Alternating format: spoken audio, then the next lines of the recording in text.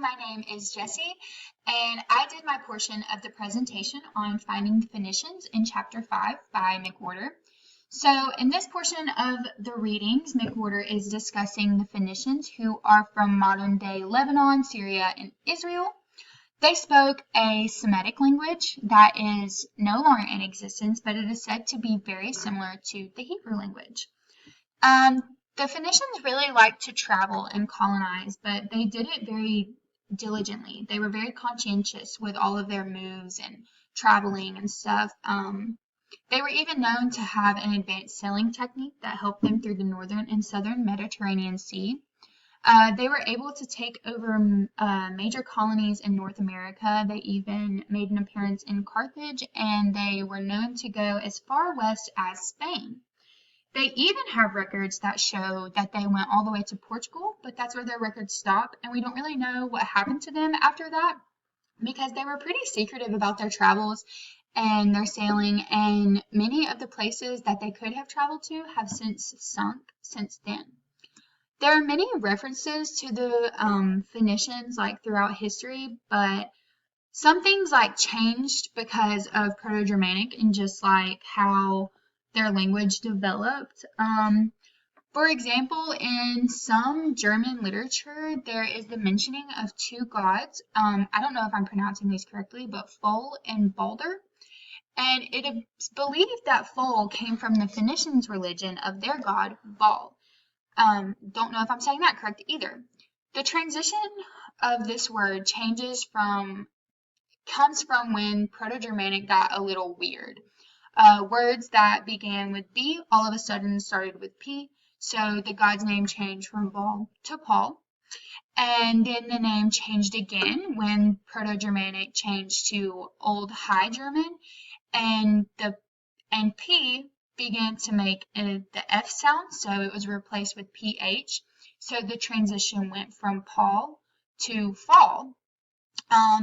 Then you have influences from the Proto-Indo-European era where the A sound changes to a long O sound. So the god's name was then changed from fall to fool. Some of the same instances can be found with many words over time, and many phonetic words, I guess. Many words in their language have transitioned and changed. So they discuss where there's been a lot of evidence of the Phoenicians, their traveling, and their influence on other languages, but where they went is still kind of a mystery. So my question is, what do you think happened to the Phoenicians? Proto-Germanic was just like English when it comes to Germanic languages and just how much language it has really lost. Proto-Indo-European marked its nouns with 8 noun cases. Latin was an Indo-European language who had 6 cases: nominative, genitive, dative, accusative, ablative, and vocative, and some words had a locative. The older Slavic languages had 7 cases, and Lithuania does too. Old Irish, an early Celtic language, had 5 cases, like ancient Greek and Albania does now. Proto-Germanic had just 4. Those 4 cases in German wear learners out today, but they're only half of what Proto-Indo-European had. Even though there were significantly less cases, it was still a lot harder to learn. In the same way as Indo-European languages go, it's weird that in English the only verb endings are the ones for present and past tense. I wait, I waited, and that's about it. In German it's basically the same. Ich warte. That means I wait or I'm waiting. Ich wartete. That means I waited.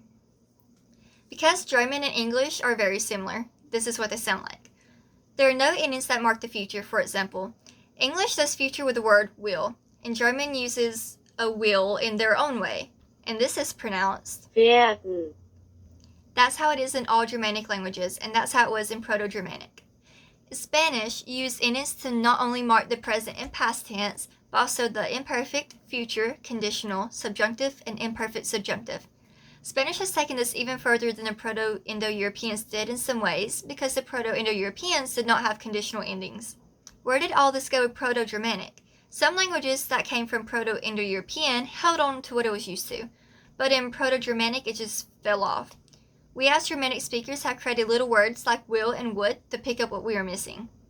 So my question is, how many noun cases did the Proto-Indo-Europeans use? And are you glad that Proto-Germanic only have 4 cases? Why or why not? Today I will be discussing section 4.2 of Changing English.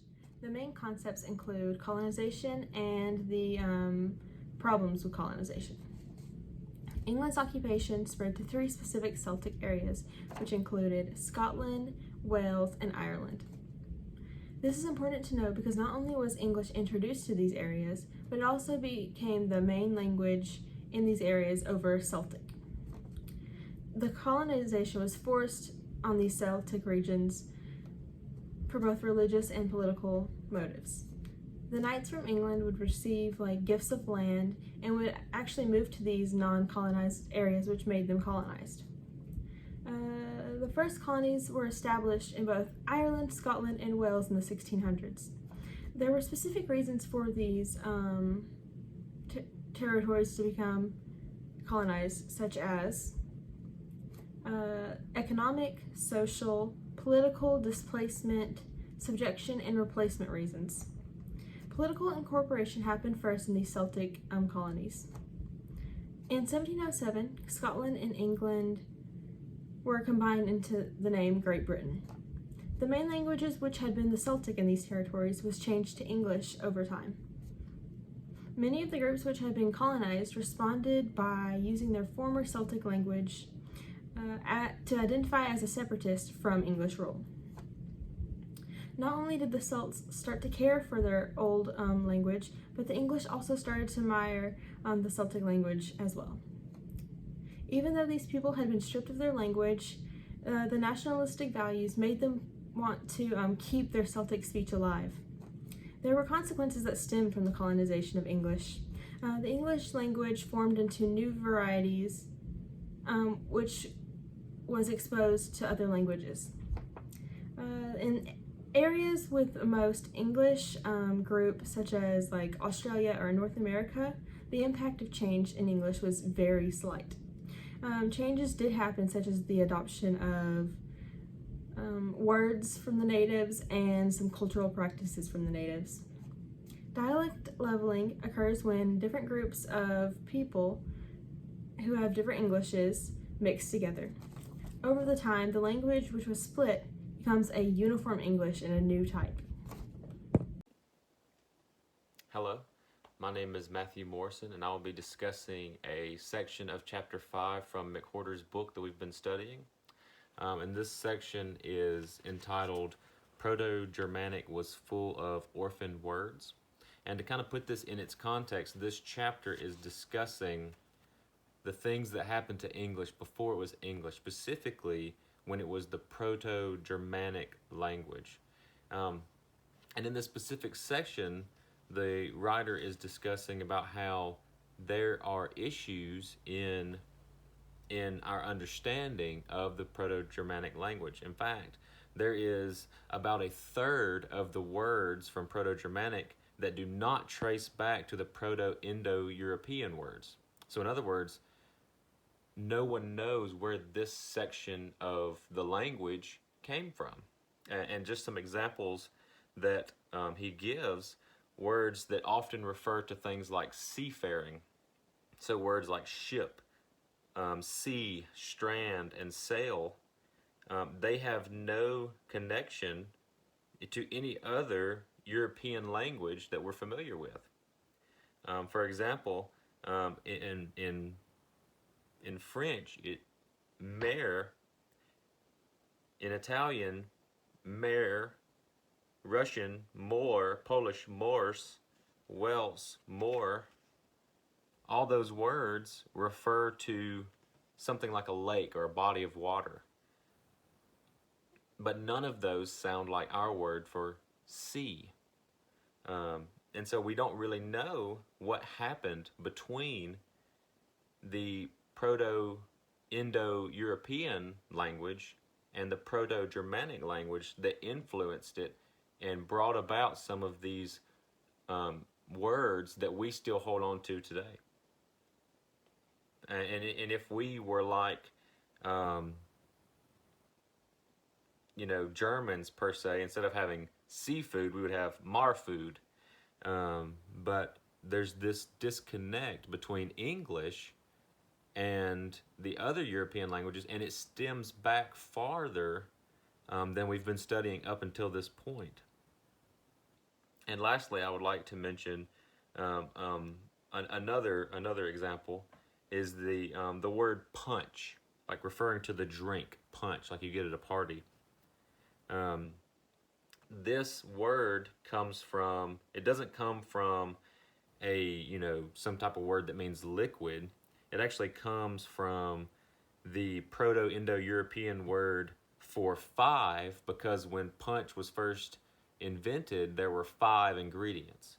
And so the author is basically conveying this idea that we don't know what this third of the Proto-Germanic language came from, but there are many instances like what I just shared where words don't necessarily mean exactly what you might think.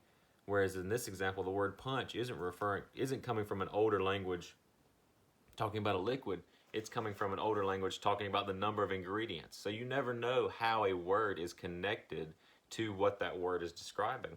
And his point basically is that because of this mystery in the origins of our language, it's difficult to be very strict about grammatical structure and just grammar rules and English standards, because there's so much that we can't standardize, if that makes sense.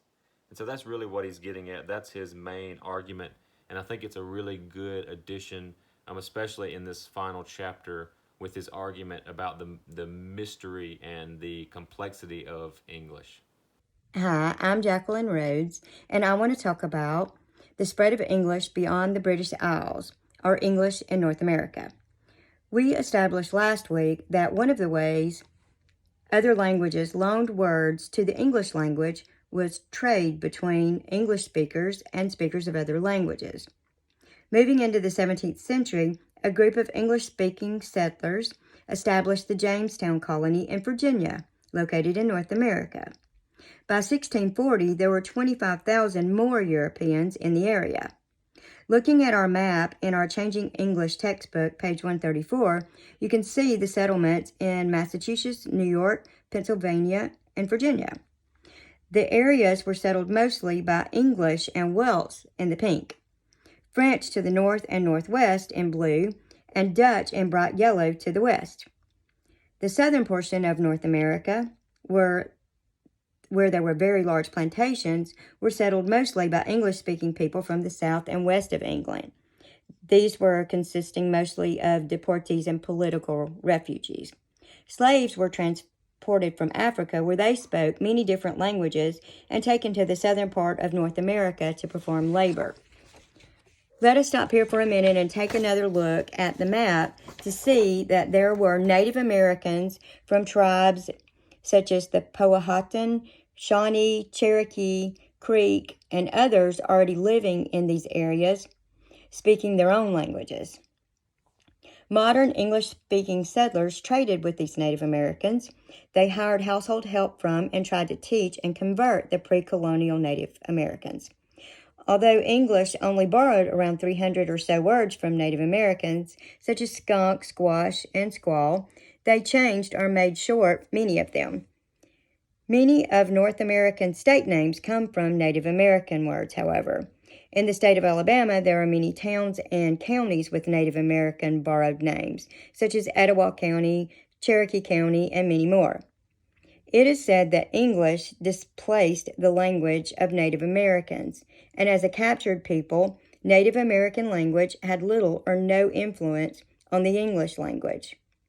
What do you think? My question is, do you agree with the textbook that Native American language had very little influence on modern English? Please explain. Thank you for your time. Hi, my name is Jessica, and I will be speaking about the spread of the English language within the British Isles. The two countries we'll be talking about is Ireland and Scotland. They are known as two case studies that were former Celtic-speaking areas, and they were a part of the growth of the English usage.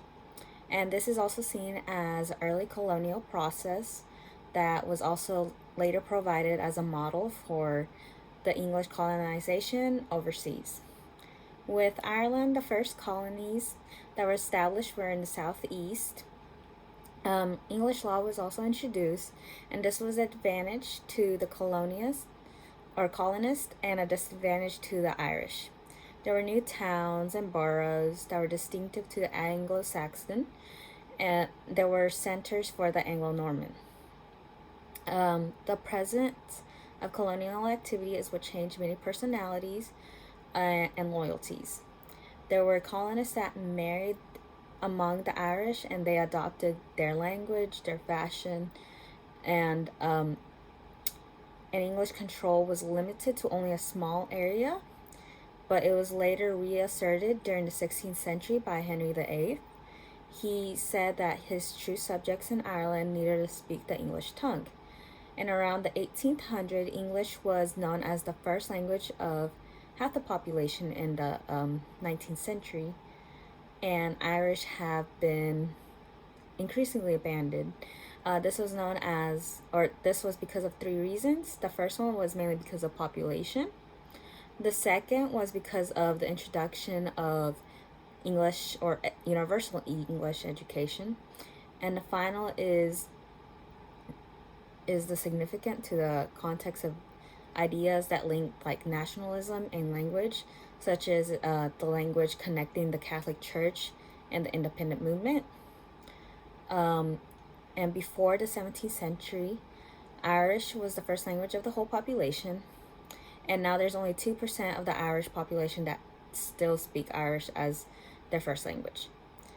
But English is still known as a second official language under the Irish Constitution. And there was also another distinctive form of English in Ireland, and this was known as the Hiberno English, or also known as Irish English. Scotland was also a Celtic territory, and this was also like an ancestor of like the modern Welsh, their language.